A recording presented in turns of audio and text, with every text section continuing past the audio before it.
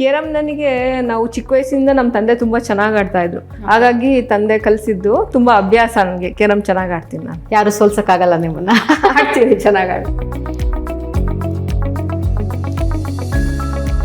ಇದು ನಮ್ಮ ಭಾವನ್ ಮಗ ಚೇತನ್ ಅಂತ ಅವ್ನ ಮದುವೆನಲ್ಲಿ ತಗೊಂಡಿದ್ದ ಫೋಟೋ ಇದು.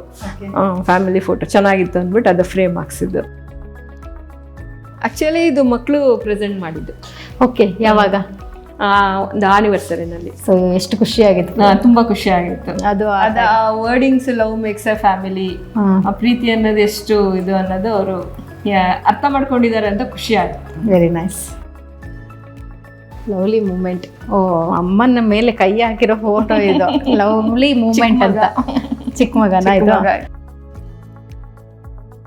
ಸೊ ಯಾರು ನಿಮ್ಗೆ ತುಂಬಾ ಫೇವ್ರೇಟ್, ದೊಡ್ಡವರ ಚಿಕ್ಕವರ?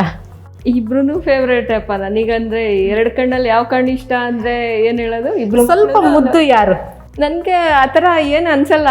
ಒಬ್ರಿಗೆ ಜಾಸ್ತಿ ಇದ್ ಮಾಡ್ಬೇಕು, ಒಬ್ರಿಗೆ ಕಡಿಮೆ, ಆತರ ಏನ್ ಅನ್ಸಲ್ಲ. ಇಬ್ರಿಗೂ ಸಮಾಗೆ ನೋಡ್ತೀನಿ ನಾನು. ಇಬ್ರು ಇಷ್ಟನ ನನಗೆ.